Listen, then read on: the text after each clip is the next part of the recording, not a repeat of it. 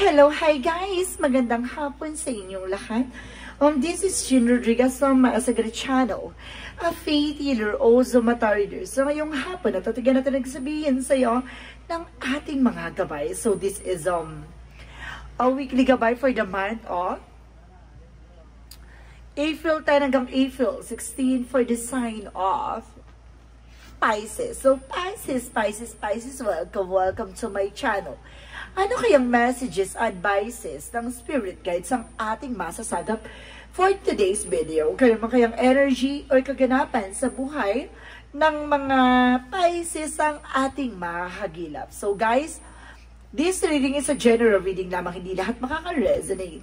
Kunin lamang po makaka-relate sa inyo and comment down below kung kaninong energy ang ating nasagap. And of course, don't forget to like and subscribe my channel and hit the notification bell for more videos updated kasi maraming salamat po sa mga walang sawang pagsuporta sa aking channel, lalo-lalo na ang hindi nag-i-skip ng ads. Naway pagpalain kayo ng Diyos at may kapal, siksik-liglig na gumapo na biyayang manumbalik sa inyo. So let's see what is the messages, advices sa iyo ng ating angel spirit. Angel Spirit, guys, good more information. So, ano kayang eksena, kaganapan sa buhay mo ang hahagilapin natin? Angel Spirit, given information po. So, for the sign of Pisces, so there's a tower moment for a major changes. And there's something destruction or disaster. May mga bagay na masisira at may mga bagay na mabubuo. Ano kaya ito? And of course, there's the Seven of Wands. So, there's a protections. Protectionan mo yung sarili mo or yung mga bagay or mahalaga sa'yo, no? It's either your territory, finances, love life, or career.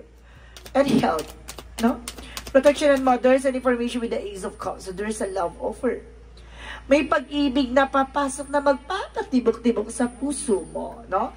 And there's the word card. Maaaring makapag-travel ka o maaaring ibang lahi ang makilala mo at maaaring magpatibok sa pihikang puso mo, no? At the same time, let's see additional messages. And of course, guys, there's the Four of Cups. So there's a reevaluate or analyze, be observant, no?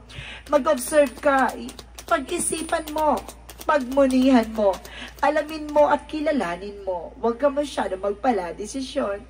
And there's an Empress card for a revert. So ibig sabihin nito, guys, no? Kumbaga may mga panibagong eksena or maaaring kumbaga mag-renew ka ng kaganapan mo or finances, love life, or career, no?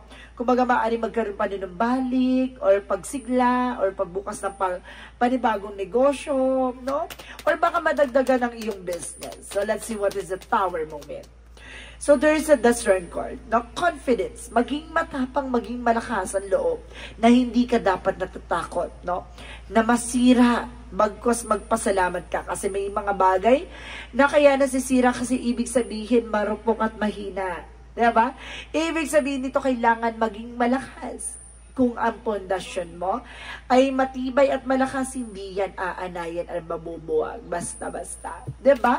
Ibig sabihin na nasira, mahina. Diba? Kumbaga maging grateful ka. Maging thankful ka pa. Diba? Dahil, kumbaga, hindi siya, kumbaga, naging tumagal pa na mga maraming eksena or panahon or pagkakataon, di ba? At least ngayon pa lang naunawa at nalaman mo na kagad ang mga bagay na kailangan mong alisin or kailangan maalis sa buhay mo. There's the Seven of Cups. So there's an opportunity. Maraming opportunity dito at protectionan mo. Diba? Or maraming taong gustong guluhin ka or linlangin ka. Diba? Kailangan mong protectionan yung sarili mo para hindi ka maapektuhan ng hinahinasyon nila. No, there's an Ace of Cups for the Three of Pentacles for collaboration. No? Getting to know each other or heart-to-heart or conversation. Kailangan mo munang alamin, tuklasin, kilalanin, huwag ka masyadong sunggab ng sunggab. And the Seven of Pentacles for the harvest time. No, kumbaga at the end doon sa makukuha mo what you deserve. There's a 777. So, follow to the flow. So, dapat magpatuloy ka, no? Huwag kang magsisilbing blockages para hindi matupad yung mga pangarap mo. Magkusayaan mo lang siya mag-fulfill naturally. And kasi sinasabi dito, kumbaga, baka hinintay mo makapag-ibabansa ka, baka ito na yung moment na makapag-travel ka na. So, there's the Four of Cups for the Seven of Swords. So, there's a sneakiness. No cheating lying on you. No, baka marami nagsisinungaling behind your back or either plastic impostor. 777, guys, ibig sabihin, kumbaga, you are on the right path. You're on the right track. No? Kumbaga, dadaloy na ang kaganapan sa buhay mo. At sinasabi dito, protectionan mo ang sarili mo. So, let's see what is the Empress card. Ang Empress card, guys, there's an information with the Five of Cups, regret. And of course, there's a disappointment, no? Kumbaga may mga pagbabago sa buhay mo na minsan hindi mo inaasahan. Ganun talaga ang buhay, no? Hindi naman yan laging pumapabor sa sitwasyon mo. Depende yan sa kaganapan o sitwasyon na papasok sa eksena mo. So, let's see what is the Tower moment of the Strength card. So, there is the Five of Swords in reverse. So, there's a fair fight. So, this is the moment na patas ang laban. So, ibig sabihin dito, maganda yung dahilan o kahihinatnan kaya nangyari ang pagkasira or pagkabuwag ng isang sistema. So, let's see. What is the Seven of Wands and of course the Seven of Cups? So, there's a justice. See? Hustisya. Makukuha mo yung makukuha mo yung what you deserve. Ano, makukuha mo yung consequences na nararapat sa'yo. Depende yan sa actions mo. So, let's see what is the Ace of Cups and the Three of Pentacles. So, there's a Knight of Pentacles for security. No? I-secure mo ang love mo. I-secure mo yung sarili mo na muling kang magmamahal, na hindi ka na muling masasaktan. Diba? The word card and of course the Seven of Pentacles represent the High Priestess. Maraming hidden agenda, maraming hidden enemies, maraming mga bagay na nakatago at may mga bagay na hindi mo pa nakikita. Kaya kailangan alamin at tuklasin at kilalanin, no? Para hindi ka ma-disappoint at hindi ka magsisi. No, parang walang aw sa pao sa huli. So, let's see what is the Four of Cups and because the Seven of Swords. So, there's the Queen of Pentacles. So, being practicality. Maging practical ka. Alamin mo muna, no? Para na sa ganun, hindi ka mabudol, hindi ka malilangti. Ha? Kung mamaya mga talinhagang mga salita, yun pala walang laman ng eksena. Kaya kailangan mo muna siguraduhin para wala kang pagsisihan sa huli. The Empress card request the Five of Cups, the Five of Cups, no? And request the Ten of Pentacles. So there is long-term success and long-term investment. So ibig sabihin dito, kumbaga may mga bagay kang hindi inasahan, pero eventually magiging magandang dahilan to para maging matagal ang success mo, no? So let's see what is additional messages for the outcome. Ang pinaka-outcome for you is the Four of Wands. So, there is a wedding, celebration, homecoming, or either a twin flame energy. At the same time, there's the Ace of Pentacles for a big money and big opportunity. May malaking pasabog dito na magdadala sa iyo ng something, a big celebration. No? Talagang malaking pasabog to with the outcome. So, ibig sabihin, sa lahat ng mga kaganapan na to, kumbaga may offer sa iyo na unexpectedly. So, let's see what is additional messages about sa career. Because there is a Queen of Swords, a vigor picture. Dapat tinitignan mo yung magiging possibilities pagdating sa business mo, sa negosyo mo, sa hanap buhay mo. And because the Knight of Wands, for slow and steady. Huwag ka masyado magiging pala-decision or magmadali sa situation. Kasi may mga bagay na hindi pa nakalaan. May mga bagay na hihintayin pa yung tamang pagkakataon para makuha mo yung opportunity ng nararapat sa iyo. So let's see. Additional messages about naman sa love life. So, there's a Two of Wands by choices. Na may mga bagay ang pagpipilian ka dito or may mga bagay na kailangan mong piliin. And the Chariot card is an taking action, no? Kumbaga, unting-unting pagkilos at paggalaw or unting-unting mo makikilala yung taong para sa'yo. So, wait lang guys. Inom lang ko ng water.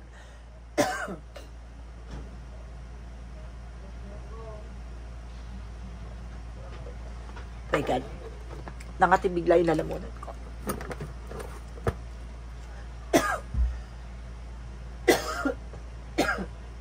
Okay. No? Ibig sabihin, back to you na tayo. Ibig sabihin, pagdating sa Chariot card, there's an action or something movement.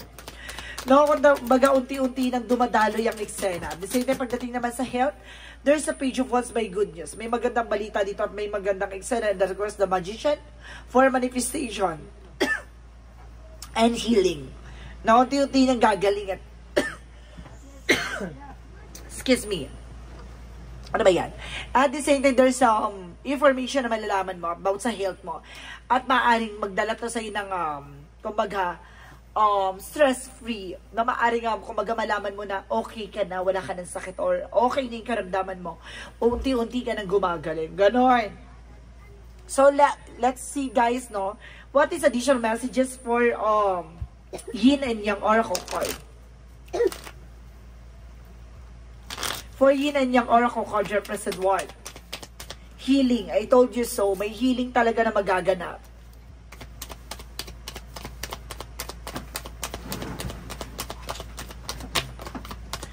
And there's a solid foundation structure, no?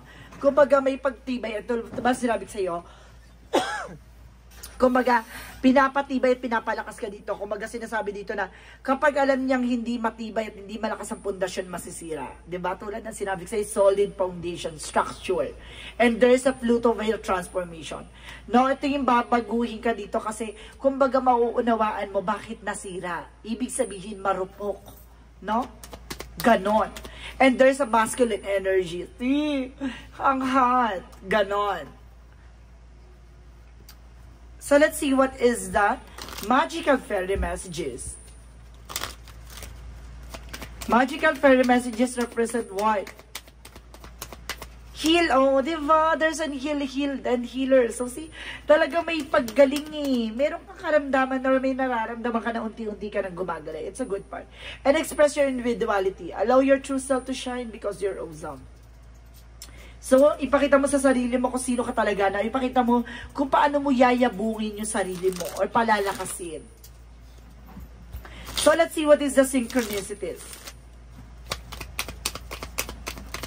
For synchronicities, guys, there is a summer. So, this is summer season na maaaring sumagot or nandito din kasagot sa mga katanungan mo or either kailangan mo ng unwind or something, kumbaga, refreshing, no? Kumbaga, kailangan mo mag-retreat, no? This summer season, baka makatulong sa'yo. At the same time, there's a speed. Bibilis na ang takbo ng eksena, no? May mga bagay dito na unti-unti nang bumibilis. And there is a change at unti-unti na mababago. And there is a resilience. Kailangan mo lang maging tahimik, no? Hindi mo kailangan maging bulgar o maging madaldal sa mga sitwasyon o mga plano sa buhay. Hindi mo kailangan i-share sa kanila yan. Kasi the more mo na sinishare yung mga pangyayari sa buhay mo, the more yan na hindi natutuloy. Kasi maraming taong naiingit behind your back. So let's see what is Arcangel Raphael messages. And there is a prayer works, no? Yung pagdadasal mo dito, no, ay makakatulong sa'yo. No? At baka ito yung pagdadasal na yan ay unti-unti nang gumaling ang mga sugat ng nakaraan or baka unti-unti ka nang makabangon. So let's see what is the chakra messages. So for the chakra, guys, and there's an impartiality, no? Kailangan mo maging balance eh. And there's a joy. No? May kaligayahan dito at magiging maligaya ka at the end of the time. And there's an instinct. See? Tama, kumaga tumatalas ang iyong intuition. And there's an instinct, no vibration. And there's a confusion. See? Maraming taong gustong guluhin ka. Or maraming taong panggulo. No? Maraming panggulo dyan sa paligid mo. So let's see what is the Monsology. And there is you're very close to achieve your goal. Napakalapit mo na para matupad yung mga pangarap mo. Ngayon ka ba susukot eh? And don't let your past hold you back. Huwag mo na balik-balikan yung nakaraan, no? At the same time, it's time to release negativity. Kailangan mo nang pakawalan yung mga negatibo or toxic sa paligid mo. Diba? Kailangan mo na magtantan sa kanila. So let's see what is additional messages. So there is a star ancestor by look a little deeper, no? Kumbaga tinitignan mo dapat kung ano yung kumbaga napakalalim na panggagalingan ng sitwasyon or magiging possibilities, 'di ba? Kumbaga, ano kaya magiging ganap ko sa mga susunod na eksena? Dapat, kumbaga, 5 years from now, 10 years from now, iba na yung situation ko, ganito, ganyan. Dapat ganun ka tumingin sa mga sitwasyon or kaganapan mo. And there's a counseling. So, kumbaga, makinig ka sa something advices, sa mga taong tumutulong sa'yo, makinig ka rin at the same time. There's a school. Marami kang matututunan or marami kang natutunan sa mga pinagdaanan mo.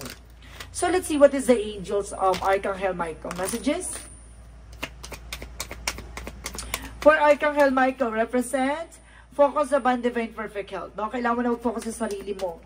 Sa health mo, baka unti-unti ng, ayun nga, no? Kailangan unti-unti ng gumaling. And of course, the new beginning and fresh start is coming. So, magkakaroon ka ng bagong simula at panibagong bukas. And, this is your life purpose. Ito ang purpose mo sa buhay. No? Ang patibayin at palakasin ang sarili mo para hindi ka masisira ng ninuman. So, let's see. Additional messages for angel spirit. And there's some imaginations, no? Kung magagamitin mo itong kaisipan mo para makapag-isip ka ng mga panibagong eksena. At the same time, guys, there's an acceptance. May mga bagay na unti-unti mo nang matatanggap. Na unti-unti nang mababago ang kaganapan. So, let's see. What is additional angel spirit, guys? And there's a silver guidance inside na may mga pasilip sa iyong ating angel spirit. Marami sa iyong ipapakita or may mga pangitain sa iyong gustong ipaalam. And there's a gift, no? You are also a gifted, no? Kumbaga may mga bagay na nangyari na sa nakaraan mo na maaring, kumbaga maalala mo sa kasalukuyan mo, bakit nangyari? Ay, parang nangyari na to, gato, ganyan. There's a reincarnation. So, there's an information with the autumn harvest time. At the end of the time, makukuha mo yung mga bagay na pinaghirapan mo. Mag-prepare ka lang kasi lahat ng mga bagay na dapat pinaghahandaan at the end of the time, makukuha mo. Diba? Walang, kumbaga dapat Girl Scout or Boy Scout ka dapat laging handa. Diba? So, let's see what is the energy. Contract. May kontrata dito or something. Baka marami kang pirmahang kontrata or kasunduan. So, there's the word card. Baka may travel dito, guys. Na may travel ka with the double clarification talaga. Makakapag-ibang bansa ka na. One more card. So, there's a woman holding a coin. So, some of you, if you are women, ikaw yung may hawak ng finances. If you are a man, yung person may hawak ng finances. So, let's see what is the angel's answer. So, wait. May mga bagay na kailangan mong hintayin. Hindi ka pwede magpala-desisyon. There's a remain positive. Kailangan mo maging positibo sa lahat ng kaganapan. And there's a not the right time. May mga bagay na hindi pa napapanahon. Kailangan mo maghintay. So let's see. What is the romance angels?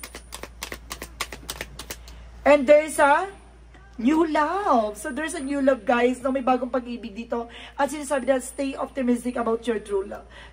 About your love life. So, ibig sabihin dito, panatiling positibo ka pagdating sa love life. Huwag ka magwawala ng pag-asa na lahat ng mga tao sa paligid mo at mamahalin mo ay lolokohin ka.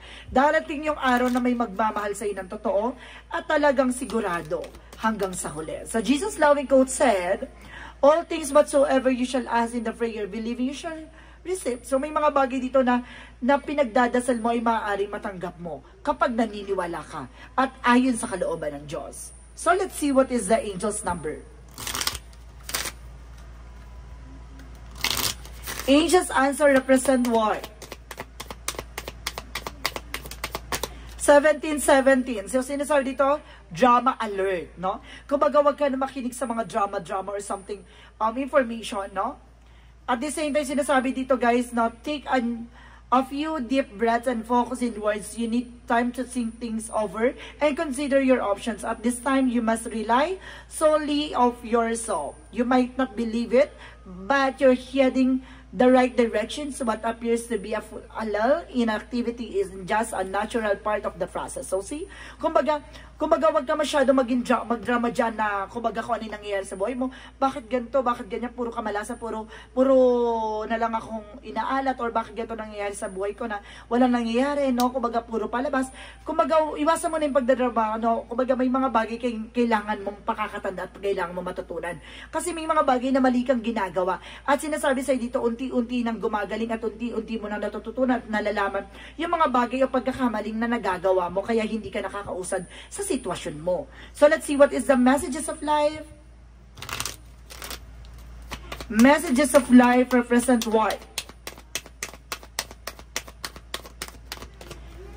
And there's an appreciation. So, see, dapat na-appreciate mo yung mga bagay-bagay.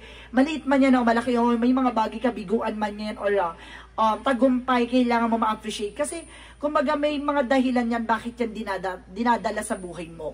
No, I am grateful for the abundance in my life as I direct my thoughts towards all that is wonderful in my world. My troubles and worries lighten with a full heart.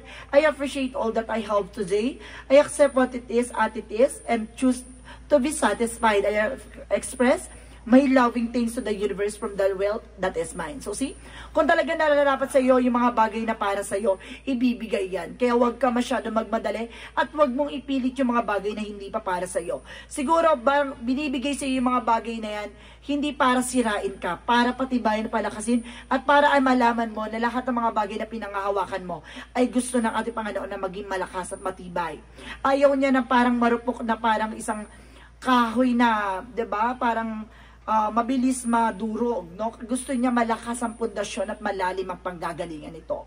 So guys, makinig ka at sinasabi sa dito, unawain at tuklasin ang mga bagay-bagay na gustong isalang-alang sa iyo ng ating Panginoon. So this is the weekly gabay for the month of April 10 hanggang April 16 for the sign of Pisces.